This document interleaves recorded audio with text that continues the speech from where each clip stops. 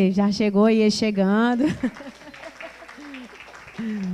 E o Eduardo Barreto, que faz parte do grupo do Wesley Safadão e Camarote Shows.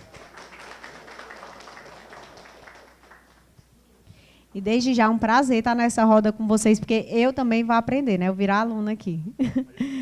E aí eu vou só introduzir aqui e faço o seguinte, ó, fazer música boa é só o começo. No cenário atual, a forma como essa música chega ao público é o que define o seu alcance, a sua força e a sua permanência.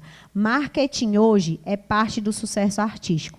Não se trata apenas de divulgação, mas de contar histórias, de criar desejos, engajar comunidades e manter relevância. Nessa roda, vamos entender o que realmente funciona na prática, o que mudou nos últimos anos e como construir estratégias que convertem, seja no topo das paradas ou seja no início da sua trajetória. Então, vamos começar aqui com uma pergunta, né, que é para começar logo sobre cases de vocês, né? Porque vamos se apresentar um pouco, né, Eduardo? Fala aí um pouco de como você começou. Boa noite, pessoal. Eu sou Eduardo Barreto, eu trabalho há 15 anos com o cantor Wesley Safadão. Nesse tempo, a gente montou a Camarote também, pós-pandemia. Posteriormente, montamos também a Potência, que é uma gravadora.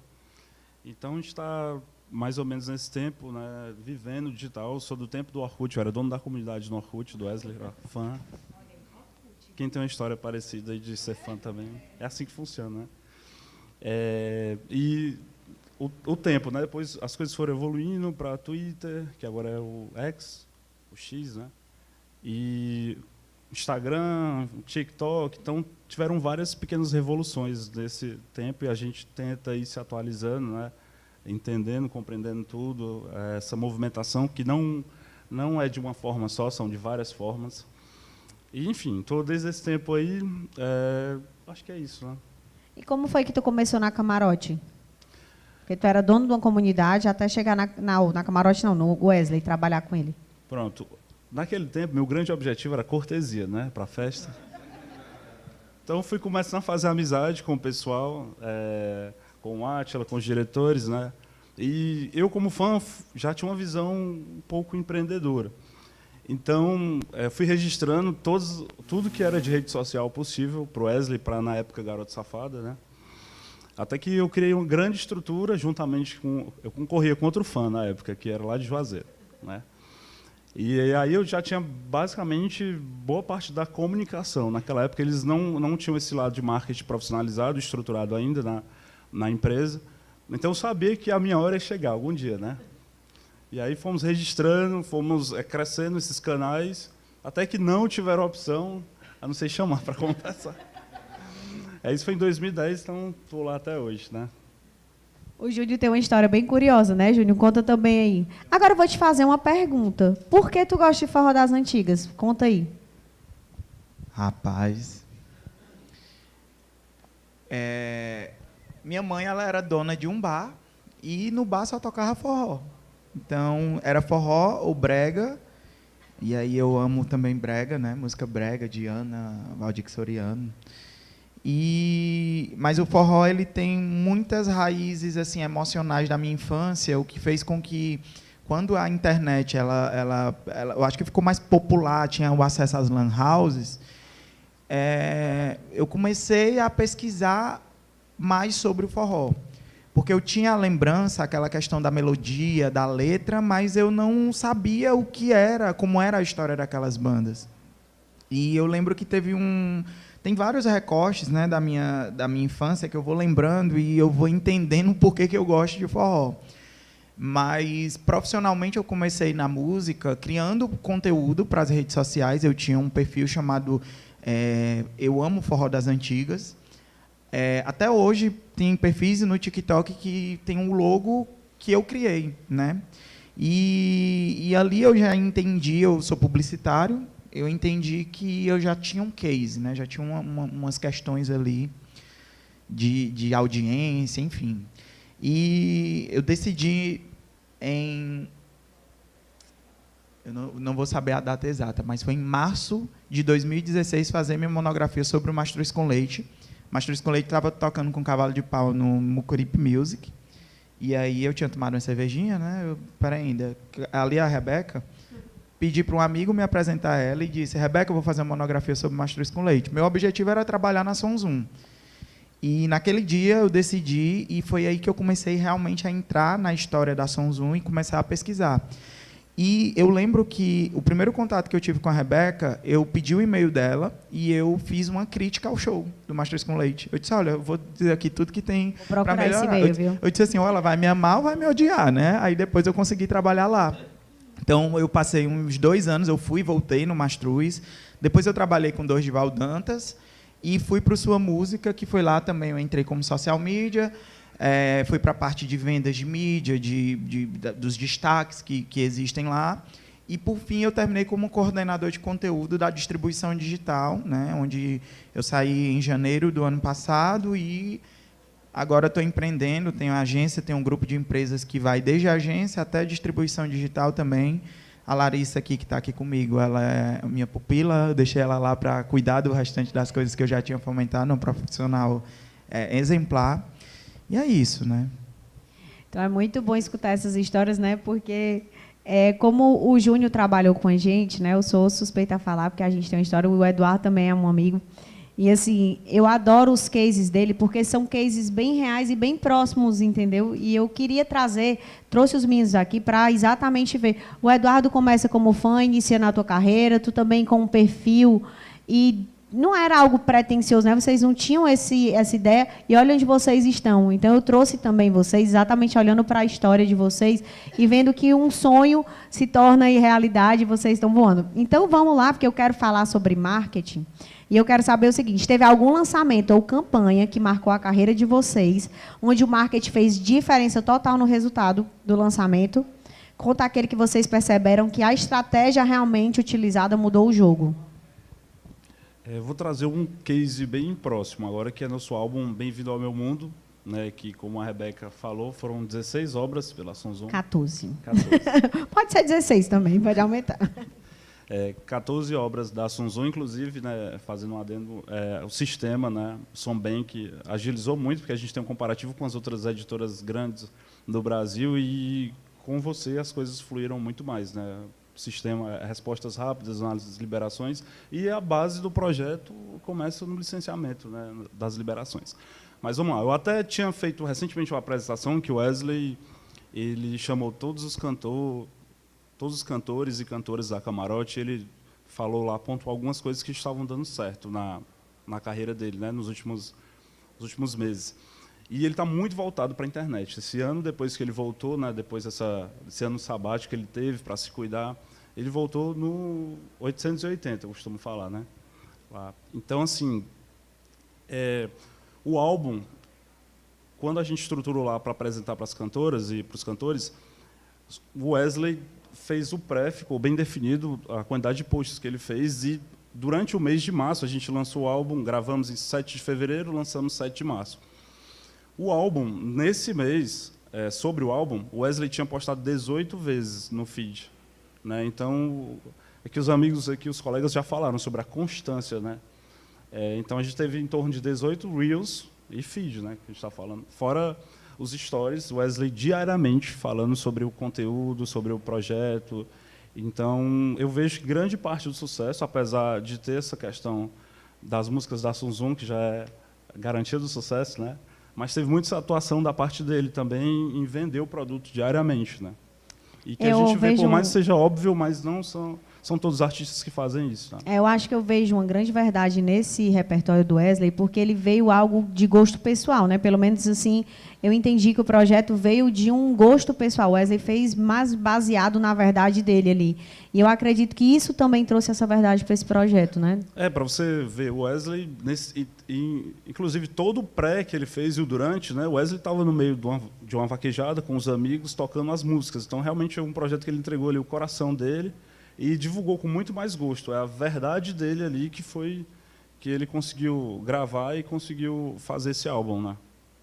E assim, complementando, porque tem coisa que a gente vê de fora, né, que é muito importante. O Wesley, ele é uma autoridade para falar de forró, Porque, por mais que ele consiga navegar em outros, né, ele consegue gravar com um artista de funk, se ele quiser uma collab, se ele quiser também fazer um feat com um artista de pagode, mas o forró, ele cresceu cantando forró.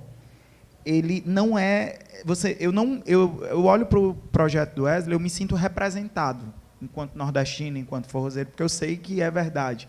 E aí eu conheço a trajetória do Wesley desde os tempos dos comícios que ele fazia aqui em Fortaleza. Então, é muito importante, realmente, que a Rebeca falou, da questão da verdade, porque se você pegar o mesmo repertório, a mesma estrutura, os mesmos arranjos e botar para qualquer outro cantor, não vai funcionar. Não é com todo mundo que vai funcionar. Não são só as obras que, por mais que sejam validadas, que vão funcionar, né? Então, tem todo um contexto, uma atmosfera que é criada para aquele projeto ele realmente atingir o objetivo que ele quer, né? Então, assim, eu, inclusive, já quero o Bem-vindo ao Meu Mundo 2, viu? Vamos organizar aí. Vai depender da Rebeca, se ela liberar. Olha que eu libero, viu? Mas, o Júnior, comenta um pouco assim, de algum case teu de que o marketing fez sucesso, né? Tu participou da sua música, tem a Alca agora, conta aí, escolhe um case. Eu vou falar rapidamente de um mais antigo, que foi quando eu trabalhava no Mastruz com Leite. Mastruz com Leite já tinha uma questão com a mudança de alguns vocalistas, então a gente precisava fazer um CD novo para apresentar a Larissa e a Emanuele, que tinha entrado, tipo, uma situação inédita, né? Emanuele resolveu trazer 2 cantoras em vez de uma. E aí eu articulei uma campanha para a gente fazer um novo CD, onde eu queria muito, de fato, eu como fã da banda, eu queria escutar o que as pessoas queriam que fosse regravado, porque tipo, Meu Vaqueiro, Meu Peão, A Praia, a gente já sabia que são músicas que são conhecidas. Só que o Mastruz, até onde eu estava lá, já tinha 49 CDs. Então, você imagina que, nos anos 90, um CD ele tinha 15 faixas, 2 eram de trabalho, mais 3 os fãs escolhiam para levar mais para frente, e o restante eram músicas muito boas que ficavam na bolha do fã. Então eu disse, não, tem muita música bonita que precisa voltar. E aí eu coloquei um post, qual música não pode faltar. Não tinha caixinha de músicas, não tinha caixinha de perguntas. Não tinha caixinha de perguntas, coloquei no feed, e esse post saiu muito da curva. Aí eu comecei a ver as músicas, aí eu escolhi as que eu queria, cheguei para o Ferreira Filho e disse, olha, a mais pedida foi Não Vou Ficar Sozinho, que era uma dele. Aí eu já consegui ganhar a confiança dele, a gente montou o repertório. Meu time, né? E eu acho que foi um dos CDs que menos, assim, de todos os projetos que eu trabalhei, pelo menos eu acho que de 0 a 100%, 2% foi crítica. Por mais que a banda estivesse numa nova fase, né? Mas a gente pegou o fã, a gente pegou aquele público-alvo, e o CD que era para sair com 21 músicas, que saiu com 70. Eu já ia dizer isso. Olha o volume. Aí difícil selecionar repertório, né? Porque a gente ficou com um volume enorme. E é engraçado que foi numa época em que a gente estava falando sobre saúde mental, né? E a banda Aquários lançou uma música nos anos 90 chamada Forró Terapia. Aí eu olhei para o Ferreira, forró terapia. Não, terapia. Mastruz com Leite é uma terapia. Ouvir o CD do Mastruz com Leite é uma terapia. Então, o nome do CD ficou Terapia. Para as plataformas, nós quebramos o lançamento. A gente dividiu o bloco de shot, o bloco mais vaneirão, o bloco mais romântico. Então, se você for nas plataformas, você vai ter 7 álbuns. 7 álbuns, né? E, assim, esse foi um álbum muito importante para a minha carreira, porque eu saí lá acreditado como seleção de repertório, né? Seleção de repertório, Emanuel Gugel, agora eu sou a IR. Ferreira Filho. E mais recente, assim, dentro da agência, do grupo de empresas que a gente trabalha, a gente tem os artistas mais atuais, né? Núzio Medeiros, Henri Freitas, João Gomes. E eu acho que teve uma collab agora interessante, um feat, que foi entre Núzio Medeiros, Cadu Martins e Henri Freitas, dentro de uma proposta, de fato, de trazer um trio de cantores, né? Trazer assim, a amizade que eles já têm, dentro de um contexto atual de música, né? Com a linguagem da atualidade, e uma estética um pouco mais diferente do que o forró vem fazendo nos clipes convencionais, né? Então, se você for no YouTube, o clipe é bem acessado, chegou ao top 1 do Spotify, e a estratégia, de fato, foi conectar a amizade dos três para poder fazer com que as pessoas também se identificassem com aquilo. Leniel, que é o meu sócio, ele esteve imerso em todo o processo criativo, e eu acredito que isso fez muita diferença para poder posicionar e reposicionar o Cadu Martins, posicionar ainda mais o Henry e o Nuz Medeiros, né? Os números foram bons, e o importante falar é que eu analiso o resultado de uma música, de um lançamento, quando eu vejo o equilíbrio de consumo nas plataformas. Então, o vídeo no YouTube foi bem, a música no Spotify foi boa, na Deezer também o consumo foi bom. Então, dadas as suas devidas proporções, o resultado foi muito bacana. Entendi. Então, ó, prestem atenção aqui que vocês tenham vendo o caso e vocês tragam para a realidade de vocês, né? Vão aprendendo aí. Então, eu queria perguntar para vocês dois, na prática, o que fazer um lançamento musical se destacar ao meio de tantos outros e o que vocês consideram essencial no lançamento? Como os colegas aqui já falaram mais cedo, não tem fórmula, né? Não sei se o Júnior concorda comigo. Mas o mínimo é um planejamento e foco do artista em divulgar a música. O que mais existe, por incrível que pareça, é artista que lança, mas não fala diariamente nos stories, não comunica no feed, não faz o mínimo. Então, ele quer simplesmente que os fãs acessem as plataformas e consumam algo que nem sequer está sendo falado. E como até o Fernando falou, estava assistindo de casa a parte do Fernando lá da One RPM. Se nenhum artista vende o pré-save, se nenhum artista fala do lançamento, o fã vai falar? Não vai. Então, é um trabalho aí de constância também. Às vezes, eu costumo ser mais duro com alguns artistas, porque uma das coisas que mais me deixa contrariado é realmente ver um artista lançando uma música, e para gravar uma história daquela música é uma gincana. É assim, não, mas é porque hoje eu não posso, porque não sei o que, não sei o que. Aí, quando é à noite, chega um hambúrguer na casa dele. 30 stories. E eu, meu Jesus Cristo, como é que você tem o seu produto digital? Hambúrguer e pizza e pastel, a galera gosta muito. Mas, peraí, o teu produto é a música e tu tem uma dificuldade para parar e fazer uma criação, mas quando é para o produto do outro, tu não mede esforços. E Eduardo falou aí a palavra questão de planejamento. As pessoas também complicam o planejamento. Planejar é simples. É você traçar o objetivo. Eu quero lançar um CD para atingir o público na cidade tal. O que é que você precisa fazer? Qual é a ideia do CD? É um CD que vai cantar músicas mais tradicionais, músicas mais populares? Como é que você precisa estar vestido para comunicar aquilo? Eu acho que o forró ele deu uma certa relaxada. É uma crítica que eu faço para mim, para todo mundo. Nesse conceito artístico, nesse conceito de olhar e... Espera ainda, o CD está falando de amor, aí vem um cara com a roupa toda colorida e, espera ainda, está casando a comunicação? E como é que está a comunicação nas suas redes sociais?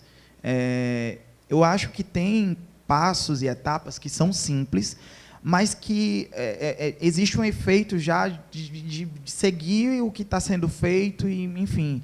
Por exemplo, como é que você se destaca nas regravações? Já que todo mundo está gravando Razões. Se eu, que sou desconhecido, gravar Razões, como é que eu vou chamar a atenção? Eu vou disputar a audiência com as versões originais do Mastruz, com a versão de Márcia Felipe, com a versão de... Será que não é melhor eu pensar numa outra estratégia, mesmo que eu queira gravar uma regravação? Né? Então, acho que assim, tem umas coisas que são pensamentos que a gente tem que jogar para começar a pensar e pensar nesse planejamento. A partir daí começa o planejamento. Eu acho que vem um grande ponto para vocês de marketing, a identidade do artista, né? É ele tomar, não é que isso vai engessar ele, mas ele entender como se comunicar. Acho que na última vez que a gente teve lá na nossa conversa, tu falou sobre isso. Rebeca, não adianta, tipo, uma pessoa que vai cantar trap, tá lá subindo num cavalo e postando os stories. Estou dando um exemplo, não que ele não gosta de cavalo, mas tipo, ele comunicar direto isso não conecta com o público dele. Ele tem que estar na cidade, ele tem que estar... Então, existe um porquê, uma razão para o marketing existir. Né? Então, não são coisas aleatórias. Eu acho que essa consistência também vem disso, né? De você aprender a comunicar corretamente aquilo que você quer. O Júnior, a gente sempre troca uma ideia e realmente tem grandes pontos, né, que ele sempre destaca. Você me responde. É, quando ele não passa 3 meses. 3 meses sem me responder. Não, mas não é só com você, viu? E eu acho que o forró hoje ele vive um processo de profissionalização que o sertanejo já passou, que o arrocha ainda está um pouco mais distante de passar em relação ao forró. Então, tudo isso que ele fala, eu acho que vai ser aplicado, está sendo, a gente já vê algumas mudanças, né, acontecendo, mas tem que ter paciência, gente. O pessoal vai aprendendo, você vai ensinando o pessoal a trabalhar e as coisas vão acontecendo. É verdade, mas isso é desafiador para todo mundo. E aí eu vou perguntar para vocês agora uma campanha que não saiu como esperado. Houve todo o planejamento, e aí não saiu como vocês esperavam. Já aconteceu, e o que é que vocês aprenderam com isso? Assim, o que é que vocês podem compartilhar? Bom, não vou poder revelar os artistas nessa parte, só pode falar o que é bom. Mas já tivemos vários casos, né, até porque, como eu falei, eu iniciei só com Wesley, mas hoje nós temos a camarote inteira, inclusive artistas de forró, artistas de arrocha e tudo mais. E o principal ponto que eu penso é o foco, né, e o tempo de maturação de um projeto. Por exemplo, o álbum a gente entende ali, e o Júnior também, que é um cara que observa muito as estatísticas, os dados, como também já foi falado aqui mais cedo, você entende quando o algoritmo está parando de distribuir, quando o público está parando de consumir um projeto, então ali tem um padrão. Então, o que eu vejo, também muitas vezes o artista, o álbum ainda, o single, está caminhando, está indo bem, e, de repentemente, ele já começa a falar sobre um outro projeto, um outro assunto. Às vezes, ele está com um projeto no Spotify, nas plataformas, né, e ele já está falando de um outro projeto na sua música também, que não tem nada a ver com o projeto anterior. Então, eu vejo mais essa questão desses atropelos, né, nessa falta de foco, nessa dificuldade em manter ali a linha do tempo sempre abastecida, porque o que eu entendo hoje é que Spotify ele é como uma rede social, como o Instagram, por exemplo. Você não tem que postar de vez em quando lá no Instagram, sei lá, uma vez por dia, uma vez por semana? As plataformas, o Spotify e as demais, também. Existe uma questão algorítmica aí nessa distribuição. Você tem que estar, de vez em quando, pontuando. E o ideal, o mundo ideal é quando você tem aquele planejamento anual já bem definido, né? Você sabe que você vai estar com um álbum no início do ano, um single ali no meio e alguns outros projetos no decorrer do ano. Assim... enquanto eu estive no Sua Música, a gente viu muitos clientes, né, tomarem decisões, muitas vezes imerso entre eles, né? Então, você tem o artista que tem o desejo, o empresário que compra aquele desejo, a equipe que vai junto. Então, quando você está muito dentro, você está imerso, você não vê os outros detalhes, né?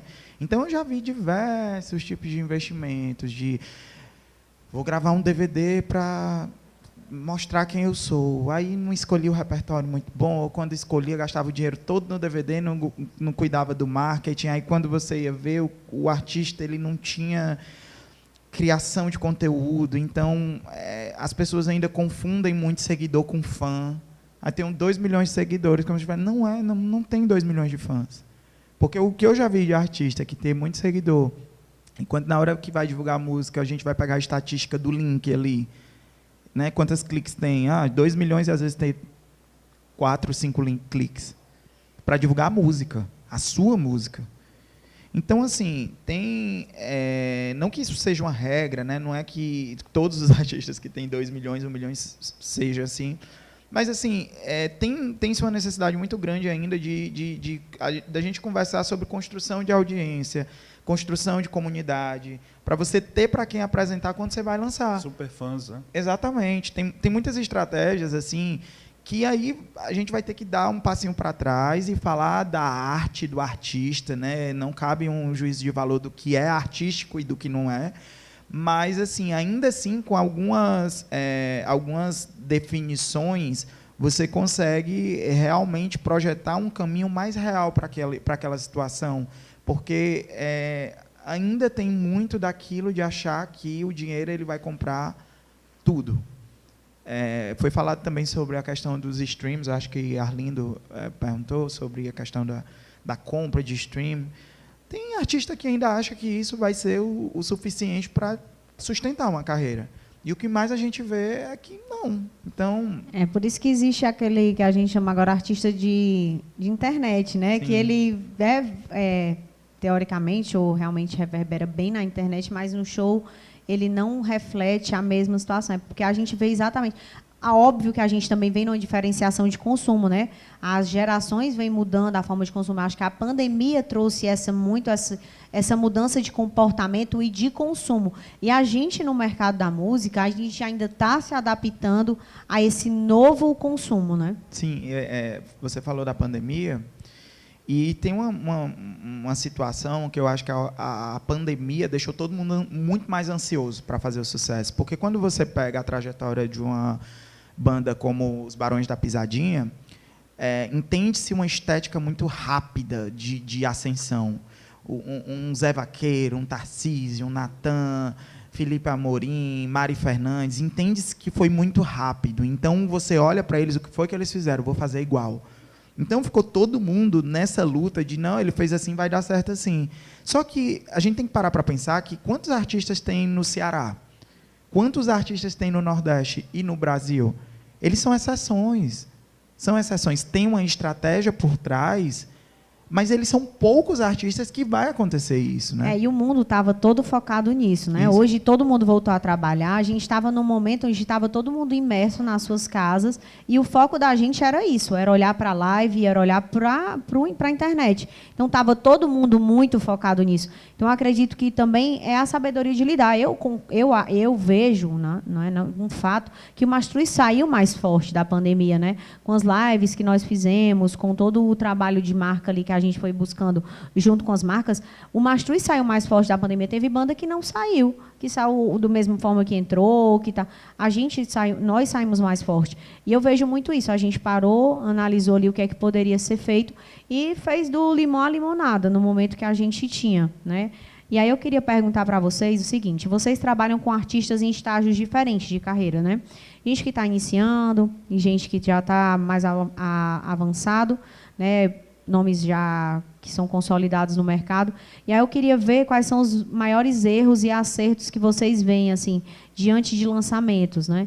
De estratégias, de marketing, e o que é que vocês trazem de forma prática para as pessoas não errarem. O que eu mais vejo, existe uma falácia no mercado, que é uma das coisas que o Júnior deve ter pensado na fala anterior dele, é a questão, por exemplo, de playlists de terceiros. Então, quando você vai fazer uma estratégia para o Spotify, para as demais plataformas, sempre tem alguém que está querendo vender ali aquelas playlists que geram 30, 50, 60 mil, 100 mil streams por dia, e querem vender isso para o empresário, que geralmente é um cara que tem um recurso, mas não tem tanto conhecimento, e o pessoal fica tentado a comprar. E assim, o que eu mais faço é fazer com que o empresário não gaste o dinheiro com coisa que não vai dar certo. A primeira pergunta que eu faço vai fazer a diferença? Porque, vamos lá, considerando que seja válido, mas você está ali discutindo um top 200, um top 50, onde essa origem de tráfego ela seja relevante, né, esse número seja relevante. Não sendo assim, é muito melhor você trabalhar as questões orgânicas, a sua rede social, o tráfego pago, né, por mais que não seja o orgânico, que é o nosso mundo ideal, mas ali você está distribuindo para um público que você segmentou. Então, você está distribuindo ali, se tratando de Google Ads, por exemplo, naquela região, vou fazer minha campanha aqui em Fortaleza para as pessoas que consomem o forró e tudo mais. Então, assim, eu estou impactando as pessoas com um conteúdo específico, né? Então, isso, para mim, eu acho muito mais válido do que playlist ou então outras coisas que a gente sabe que existem no mercado, né? Então, mais uma vez, o foco no planejamento, você dividir sempre também as ideias com os digitais, com os departamentos de marketing, né? Porque muita coisa ainda é decidida lá na mesa do empresário, dos sócios, e é mais essa equiparação mesmo de planejamento e alinhamento. Olha, eu vejo que, assim, os erros e acertos, né? Na verdade, assim, eu acho que tudo tem uma fundamentação básica, que é realmente você encontrar o que é que aquele artista ele vai representar, porque isso importa muito até chegar nessa conversa da playlist. Às vezes na agência você tem cliente cliente não, tem artistas que querem ser clientes e eles chegam, eu queria uma agência, mas eu entendo que ele não precisa de uma agência, não é de uma agência que ele está precisando agora. E a gente pulou muitas etapas por conta da internet, por conta da vitrine que é a internet, e tem artista que a gente precisa ensinar que é importante que, quando ele for gravar um story, ele coloque um cinto de segurança e não grave dirigindo. Sabe? Porque isso não é... Você tem que ser responsável. E isso é uma questão de vida também, né? Então, tem essas etapas mais primárias que, quando elas são puladas, às vezes eu tenho um entendimento de que muitas carreiras não acontecem porque o artista ele não está preparado, porque ele não vai saber lidar com aquilo. Né? Eu estou acreditando aqui, jogando no universo essa conta.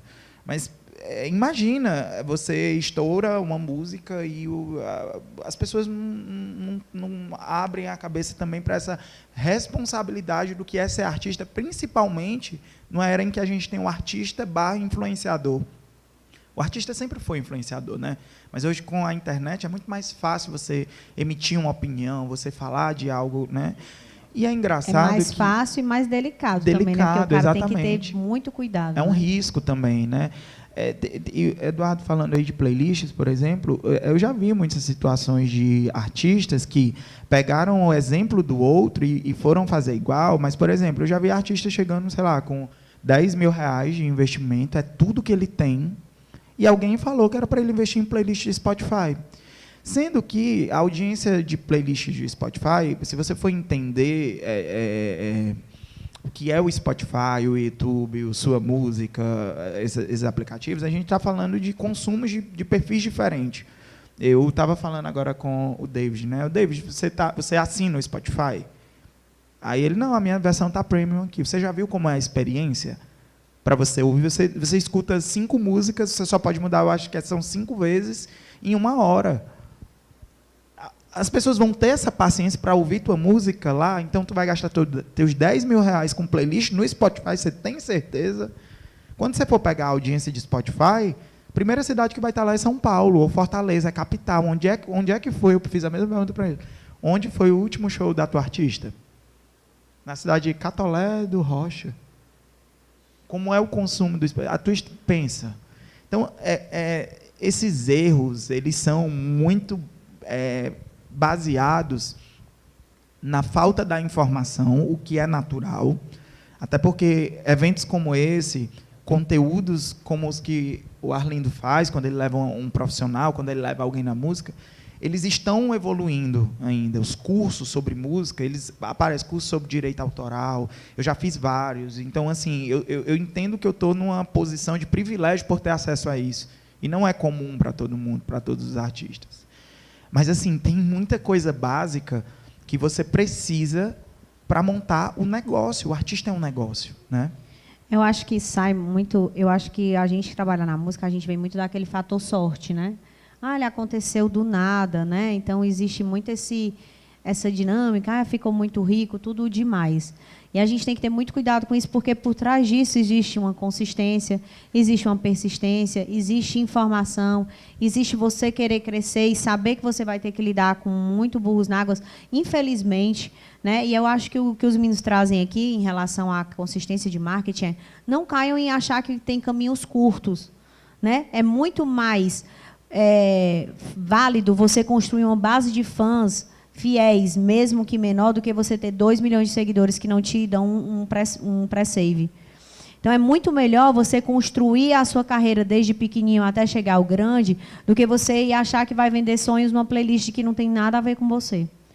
Então, acho que é muito mais sobre botar o pé no chão, se planejar e enfrentar a realidade da consistência mesmo, da persistência.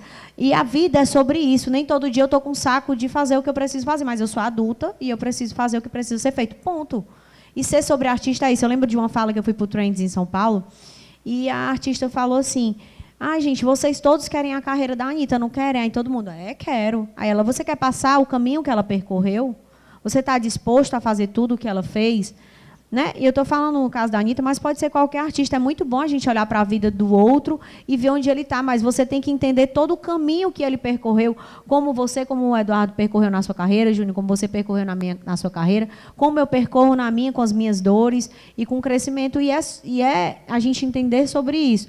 Então, eu acho que o marketing ele vende muito mais hoje sobre a verdade do artista, sobre a realidade né, sobre essa conexão real e não essa ilusão que a pessoa vende. Então, um momento como esse, buscar conhecimento, buscar pessoas que tenham credibilidade no mercado, né, procurar pessoas corretas, isso também encurta caminhos. Só um adendo. Eu fui pro último evento agora do Meta, né, em São Paulo, e uma frase marcou, inclusive, quando eu repliquei nesse evento que o Wesley montou com os cantores, que eu tive uma parte lá em que eu falei, apresentei os resultados, e é uma máxima que me marcou muito, que é assim, em 2025 as pessoas sabem quem você é de verdade. Então, aí conecta com tudo aquilo que a gente está falando, né? O artista não adianta fazer personagem, claro que tem que ter moderação, né, no que você vai mostrar, mas o público entende quem você é, você está se mostrando ali, filmando os stories diariamente, mas tem um terceiro que está ali também interagindo com você, que está ali mostrando, entre outras pessoas também, né? Então, hoje, com o advento das questões da comunicação, né, tudo muito rápido, WhatsApp e tudo mais, circulam muito rápido as informações. Então, isso serve para montar esse quebra-cabeça de percepção do artista, né? Então, não adianta o artista está vendendo uma coisa que ele não é, né? Então, tem que buscar a sua verdade, fazer as músicas de acordo com com o público dele, com o que ele gosta de fazer e percorrer o caminho, né? Como você disse. Então, quer falar alguma coisa, Júnior? Ponderar alguma coisa? Então, eu vou perguntar aqui para vocês, para a gente já ir caminhando aqui para o fim, para a gente fazer bastante network ali. Vocês, como estrategistas, como marketing, pela vivência de vocês, o que é que vocês dão de conselho? Assim, se vocês pudessem aconselhar alguém, tipo, o que vocês diriam para ele? Começo de carreira, meio de carreira, qualquer fase da carreira, isso vai servir para ele e ele vai conseguir ou não desistir, ou que seja aí o que é que vem no coração de vocês. Eu acho que o primeiro ponto é assim, o artista ter consciência da sua audiência, divulgar suas músicas, não importa se ele tem 1.000 seguidores, 2.000, 10.000, o trabalho é o mesmo. É o mesmo trabalho que o Wesley também tem que ter, que não é só gravar alguma coisa e postar no Spotify, ou sua música, ou qualquer plataforma. Diariamente tem que ter um trabalho de divulgação. Tem um artista que até assinou com a gente agora na Potência há pouco tempo, que está chamando a atenção, não sei se o Júnior vai concordar, que é o Lucas Bez. O cara simplesmente criou um CD, um produto e colocou o nome assim. O nome como marketing acho que poderia melhorar um pouco, mas Playboy 2010. O Lucas Bez, para quem não sabe, ele era baixista e produtor do Gabriel Diniz. Então ele criou um repertório todo baseado em 2010, naquelas músicas, né, que fizeram sucesso naquele tempo. E está aí divulgando, está se destacando, né? Que o CD organicamente na sua música já tem plays e mais plays, ele não é um cara que não investe muito, né? Então, assim, trabalhar a sua audiência, o artista, né, no final das contas, ele é um influenciador, como o Carlinhos Maia, como a Virgínia, só que influenciador da música. Então, ele tem que falar sobre a música, tem que fazer o que o público consuma, né? E é engraçado, eu estava no perfil dele esses dias e ele está gravando, ele estava gravando alguns conteúdos e o figurino dele está chamando muita atenção, porque ele é um homem de cropped, o que é muito disruptivo para o forró. Então, tipo assim, mas a identidade dele vai ser aquela, ele sempre foi isso.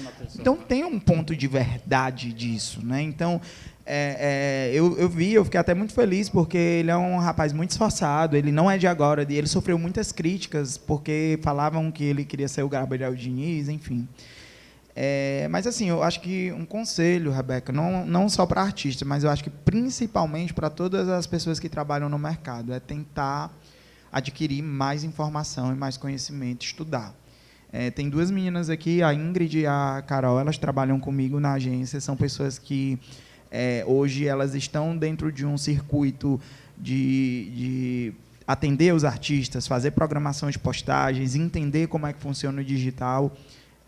Eu me esforço muito para tentar ser muito claro com todas as etapas para elas. Elas já sabem que toda semana vai ter, elas chamam de fecho, né? Vou dar um fecho nelas, porque eu sempre tento realmente falar o que não me falaram. Então, assim, se eu puder evitar que elas errem o que eu errei, eu vou fazer isso. E eu faço isso não só com elas, com outras pessoas também. Isso porque, para eu conseguir meu primeiro emprego na música, eu tive que estudar, eu tive que fazer uma monografia. E o curioso é que minha monografia, eu concluí em 2016 e eu peguei ela esses dias para ler. E a Rebeca sabe, né, que as considerações finais que eu fiz, se você ler e tentar raciocinar um pouco, até o projeto do Wesley tem na minha monografia, o Bem-vindo ao Meu Mundo, em outras palavras, né, citando o nome do Wesley, citando o nome do Mastruz com Leite. Eu e a Rebeca, a gente já vem tendo algumas conversas há alguns dias, ela sabe também de algumas críticas que eu tenho para o Mastruz com Leite, para a gestão de rede social, ela sabe disso, eu não escondo. E é muito legal conversar isso frente a frente, falando isso para as outras pessoas, porque é uma pessoa que está aberta, de fato, a ouvir, entende os pontos que tem a melhorar, e aí agora é fazer uma atuação em alguns pontos. Eu estou aqui tentando, de alguma forma, colaborar com isso, mas o conselho mesmo, Rebeca, realmente é buscar a educação. Falei isso agora também para o David, a gente teve uma conversa ali, que ele, eu sou empresário, mas eu não entendo do digital. Meu irmão, então como é que você vai saber cobrar de uma distribuidora? Como é que você vai saber que o trabalho está sendo bem feito? Como é que eu me torno dono de um restaurante se eu não sei quantas pessoas eu vou servir com 1 quilo de carne? Eu posso ser o dono de restaurante, mas se o colaborador adequado lá estiver fazendo algo errado e eu não tiver essa noção, eu tenho um maior risco de ter um prejuízo, né? Diferente de eu já ter atendido, ficado no caixa, feito a comida. Então, eu acho que é isso. A gente precisa buscar essa educação das informações. Na internet tem, pessoal. Na internet tem muita informação. Tem o podcast do Arlindo, tem muita informação. Eu até parabenizo pelo grau de evolução do nível de conteúdo, porque é uma pessoa que é imersa no forró, então sabe conduzir. Tem um podcast do Clemente Magalhães também, que é uma aula, ele entrevistou... Só um comentário rápido. Essa, Arlindo, é a profissionalização do forró que a gente se refere. Então, você é um dos caras aí que está puxando isso, tá? Exatamente. É muito importante reconhecer isso. Porque eu sei também que dentro da realidade de marketing, as pessoas não entendem a audiência do Arlindo como a audiência para se conectar. Babyson foi lá, eu pedi, o Arlindo cedeu o espaço para a Babyson, e lá foi, a Babyson é um cliente da agência. Lá foram contadas histórias que eu não sabia. E o forró eletrônico, o recorte da época de forró maior, Mastruz com Leite para frente, se você parar para pensar, a gente está perdendo o documento. Nós estamos perdendo documento, nós estamos perdendo pessoas e não estamos fazendo nada. Tu sabe que eu fiz isso, né? Agora eu descobri um fã do Mastruz, o Alex. E aí eu cheguei pro Alex, ele tem tudo do Mastruz. Ele é fã do Mastruz desde 92, então ele tem todos os programas de televisão. E ele tem tudo guardado. Eu falei, Alex, eu estou mandando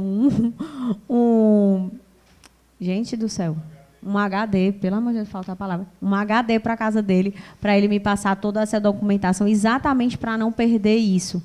Né? Porque isso é histórico, né? Tem que respeitar o trabalho dos fãs, né?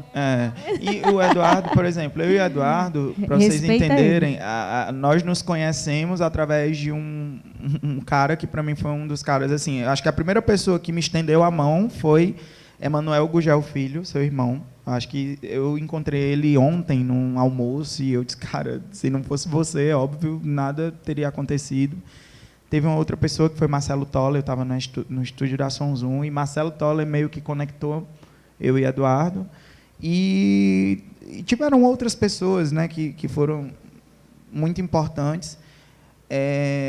E é muito legal ver que aqui nesse palco, né, tem uma conexão. Eu e Eduardo, a gente começou praticamente do mesmo jeito, porque eu trocava publicidade por cortesia. Eu queria ir para o show do Mastruz, no Cucucá. A gente só queria cortesia, né? Era o que eu podia ganhar, né? E entendam, eu criei páginas em redes sociais, eu ganho dinheiro com isso, eu ganhei dinheiro com isso.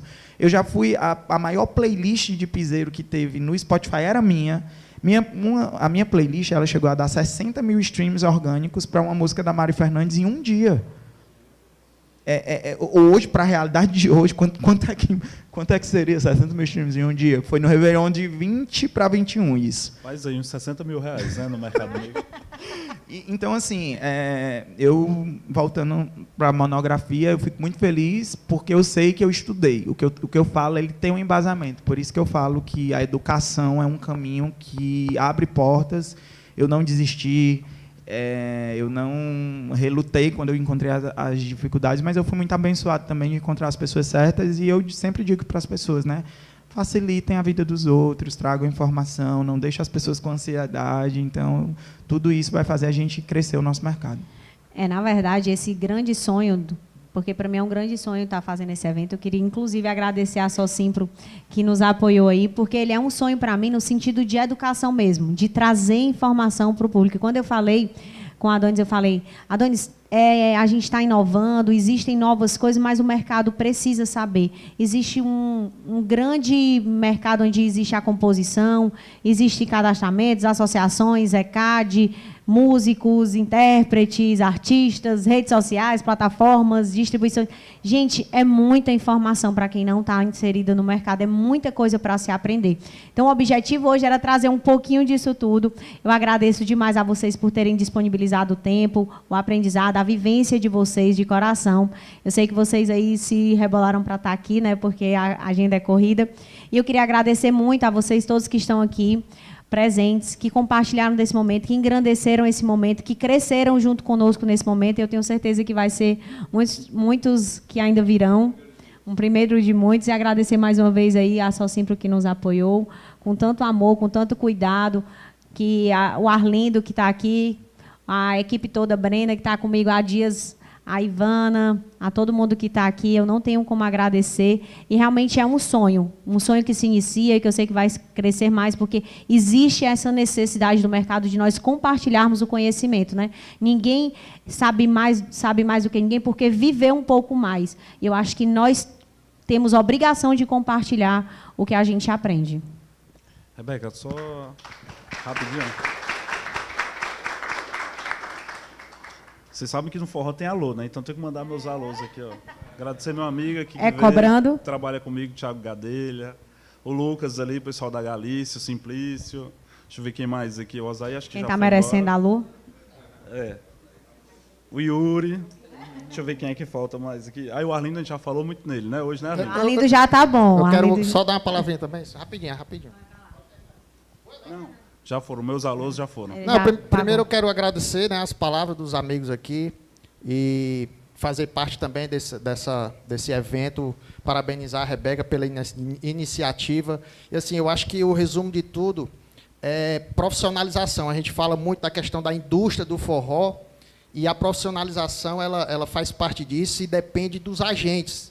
Não adianta a gente reclamar que está assim, que está assado, se a gente não está fazendo nada. O Vidal comentou sobre a documentação, a gente fala muito sobre isso, documentar a história do forró, que falta muito isso no nosso forró, e assim, não adianta a gente estar falando, reclamando e não faz nada, né? Então, eu acho que isso aqui está contribuindo muito para esse início de informação, profissionalização, trazer o conhecimento para a nossa classe.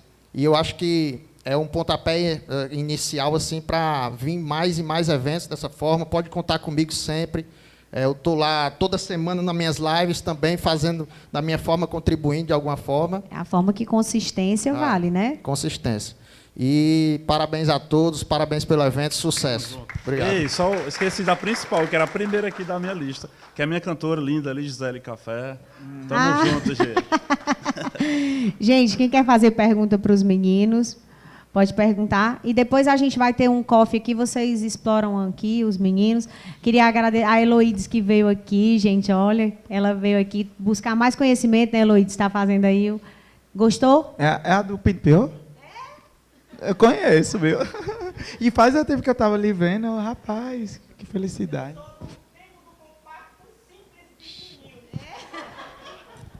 Que massa. Eu quero ouvir. Quero parabenizar você, Rebeca, pelo evento, né? E dizer assim, eu hoje sou empresário da minha esposa, artista, né? E você não tem noção como os artistas e as pessoas que trabalham com eles são carentes desse compartilhamento de conhecimento, né? Hoje nós temos aqui artistas, empresários, compositores, mas quantos e quantos cantores que estão começando e precisam de uma formação como cantor, até para tratar a sua profissão como um negócio de verdade, como vocês falaram aqui hoje, né? Cantores que precisam de uma simples orientação sobre branding, sobre marca, sobre ele ser sua própria marca. Então, já é uma sugestão de você abranger também para o passo inicial. Como ser um artista, como me tornar um artista de forma profissional. E, assim, de Fortaleza, você pode ir para isso para várias e várias cidades. Mossoró, que é a minha cidade, eu vim de lá para cá, eu e meu amigo Eric. Tem muitos artistas que realmente são carentes desse tipo de formação, desse tipo de compartilhamento. E o que eu puder passar dessas ideias que vocês nos passaram hoje, principalmente, eu vou estar passando para eles lá com certeza. E contem com a gente também lá em Mossoró, onde for, para divulgar esses projetos de vocês, pessoas que estão aí no ramo há bastante tempo. E eu estou aqui para aprender, né?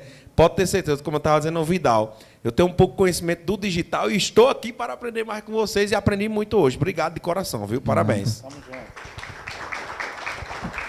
Eu vou contar. Acho que alguém tem alguma pergunta, mas ali tem. Depois eu conto a história do que eu dei uma ideia para ele e roubei a ideia dele. Na realidade, o evento foi lindo mesmo, sabe? Acho que superou as expectativas. Parabéns mais uma vez, Rebeca. Não estou querendo chover no molhado, mas é porque a gente fica tão encantado quando a gente vê o carinho com que isso foi elaborado e a estratégia também. Mas, falando sobre a questão dos artistas, a questão da comunicação, eu achei muito interessante a fala de vocês, porque, realmente, o artista tem que estar onde o público dele está. E hoje o público tem essa carência de conhecer o artista na intimidade. Já se tinha isso, mas com a rede social isso se tornou muito mais acessível. E qual é a visão de vocês em relação a essa questão dessa movimentação que foi feita de aquele artista que compartilha mais a sua vida pessoal, se com isso ele termina crescendo mais, se com isso ele termina atraindo muito mais fãs para conhecer a sua intimidade. Eu vou dar um exemplo aqui, por exemplo, a Simone Mendes, né? A Simone, que até a Rebeca falou, ela tem isso, ela estimula muito as músicas dela porque ela sai apresentando na cozinha, no banheiro, na sala, e isso é muito bacana. Eu acho que o bom exemplo ele tem que ser copiado, mas eu queria ouvir vocês. Com certeza.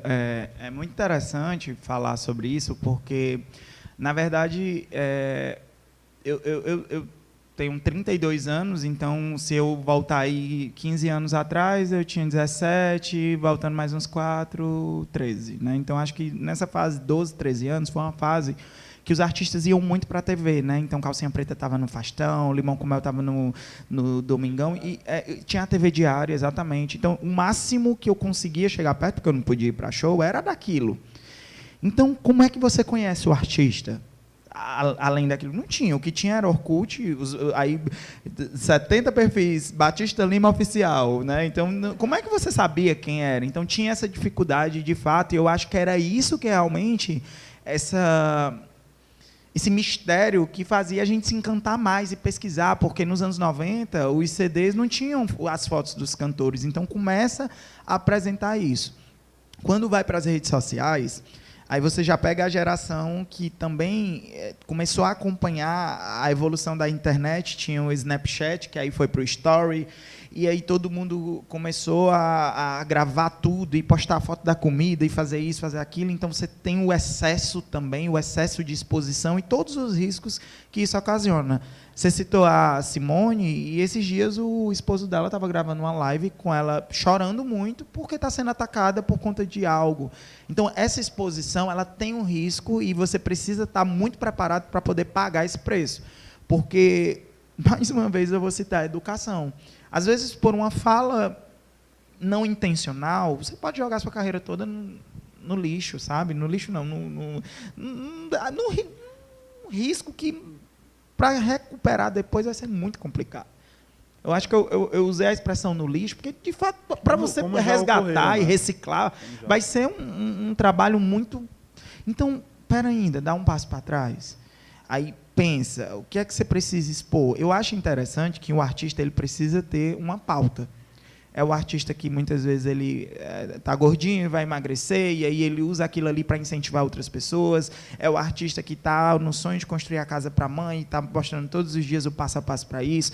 É a mãe de uma criança Pessoas que inspirem, né? Exatamente, é a mãe da criança que está ali mostrando todo o processo, e isso atrai marcas também.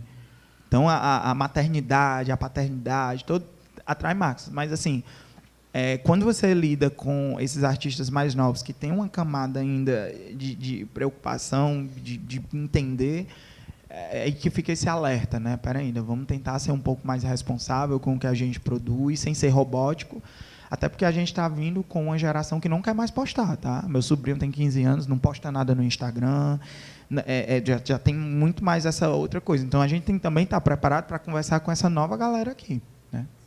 O que o Júnior tocou era um ponto que eu ia falar também, que é por trás desse excesso de postar, dessa intimidade, existe a conexão. O artista ele precisa se conectar com o público, né? Então, eu acho que é esse processo, mas também deve ter cuidado. Eu acho que o artista ele não deve simplesmente porque fazer tudo para aparecer ou tudo para se mostrar. Eu acho que tem que ter também eles têm que se sentirem confortáveis e tem também que tomar essa série de cuidados aí, que muitas coisas podem acontecer, né? Boa noite a todos aqui, sou o Yuri aqui da Salsimpro. Agradecer aí a presença de todos, convidados, vocês vieram aqui, tiraram tempo para ficar aqui desde cedo, né? Eu cheguei aqui 8 e pouco, já vai dar quase 8 horas, 12 horas, mas muito corrido e rápido, porque é muito conhecimento. A gente já fica sempre ainda com a vontade de escutar mais desses feras que estão conosco. Eu gostaria de enfatizar algo que a Rebeca falou agora, que o artista buscar a autorização antes de gravar a música. Eu me deparo com muito casos que é estressante para a gente, é estressante para o autor, para editoras, e principalmente artistas gravarem CDs promocionais, colocar na sua música, mudar o nome da música, não tem nome de autor, não tem nome de nada, realmente algo que chateia os autores e tira um estresse. Vocês trabalham com marketing, vocês sabem que realmente o pessoal vai lá no direct do artista, a equipe de mídia fica recebendo aquelas mensagens. Então, assim, queria saber assim, de vocês, por atuar na parte de marketing, se há algo que vocês possam passar para os artistas para evitar esse tipo de gravação desautorizada, para respeitar os direitos dos autores. Mais uma vez, agradeço a todos. Boa noite. Olha, mais uma vez, o ponto é realmente a educação e a explicação de como é que funciona uma obra, o que é a diferença de obra para fonograma, o que é o ISRC, tudo isso você vai embutindo na cabeça do artista para poder realmente explicar o caminho lógico de uma carreira, né, da construção de uma carreira. O que é muito complicado é porque o mercado ele tem as suas variações de comportamento na hora de subir uma música. Tem uma distribuidora que permite subir música dos outros, tem outra que não permite. Aí quem não permite parece que sai errado, porque quem permite é o certo. Então, às vezes, eu já me vi em muita situação que eu estava explicando certo e eu fui visto como errado, porque todo mundo está fazendo errado. E é um processo de paciência, infelizmente, às vezes, tem situações que as pessoas só vão aprender quando tiver o prejuízo. Um processo. E aí é muito mais complicado. Mas, assim, pelo menos quando chega para mim, para Eduardo, eu tenho certeza, a gente tem, de fato, essa preocupação com essa educação de explicar, não pode. Né? Eu trabalho, pelo menos, com distribuição digital desde 2020, então, desde 2020, que realmente eu fui buscar essas informações e já tinha trabalhado na Sonzum, tinha um entendimento de obra.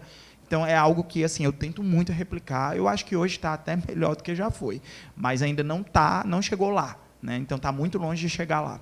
Eu vou focar nessa questão da profissionalização do nosso segmento, né, do forró. Eu acho que as coisas, como eu disse anteriormente, estão evoluindo, mas o que mais pega, e a ferramenta da Sonbank vem para ajudar, é que o processo de autorização mesmo, nas editoras grandes e Brasil afora, demora muito. O forró não trabalha com esse tempo. Então, a gente é acostumado ao artista gravar aqui num dia, aí mixarem, no outro dia colocarem na sua música. Então, a gente veio disso. Agora, com o advento do Spotify, plataformas digitais e tudo mais, a gente está disparando, orienta a disparar a questão da autorização, da solicitação, né? Mas o pessoal ainda não está apto a esperar o tempo, que é o tempo que chega a ser 90 dias, com o Sonbank é diferente, é instantâneo, né, Rebeca? Exatamente. E é o que acontece. Às vezes o artista lança, em casos próximos, e fica aguardando as obras serem liberadas. Às vezes dá errado, né? Às vezes não liberam por algum motivo.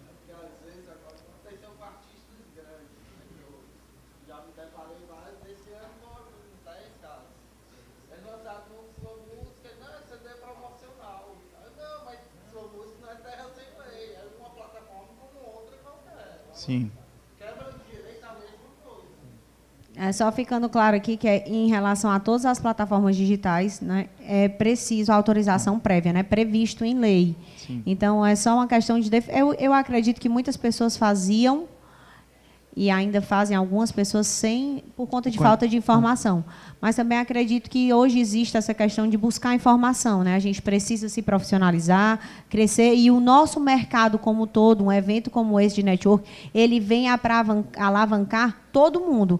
Todo mundo saiu daqui sabendo um pouco mais, vai agir melhor e a gente vai crescendo como mercado. A gente precisa entender que nós estamos inseridos num ecossistema de negócios, né? Uma banda não está só, uma agência não está só, um artista não está só, existe todo um complexo. Quando cresce, cresce todo mundo junto.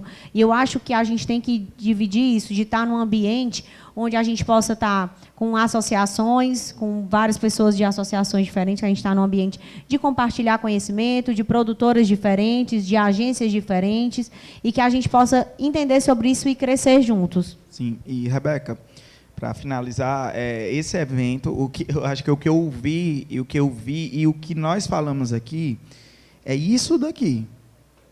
É isso daqui. Eu poderia, assim, inclusive, próxima vez, pode aí botar 3 horas só para mim e para Eduardo aí falar, porque se deixar, eu não paro, não. Falando de evento, eu agradeço o convite, parabenizo a estrutura, o cuidado que vocês tiveram. Eu quero reforçar também um outro evento que Larissa organiza, que é o Frequência no Sua Música, que é muito importante também, tem muito conteúdo, tem muito conhecimento lá. E eventos como o que Larissa organiza, eventos como o que vocês estão liderando, Só Simpro e Sonbank, é o que vai fazer com que nosso mercado mude para melhor, né? Eu acho que é fundamental isso, o acesso à educação gratuita, onde está tendo uma transmissão, isso é genial. Então, parabéns. Contem comigo nos próximos, se quiser, porque eu falo demais, né? O tempo ali está estourando. Mas... Então, vamos, gente. A gente agora vai ter um network aqui, um momento para a gente se alimentar, vai ter... e vai ter sorteio de uma caixa de som e um fone de ouvido. Painelista pode ganhar também? Não, pode. Não, mas a gente vai pegar e vai baixar todo mundo que se cadastrou e a gente sorteia lá. Então, vamos, gente. Muito obrigada mais uma vez. Obrigado, e aproveitem. pessoal.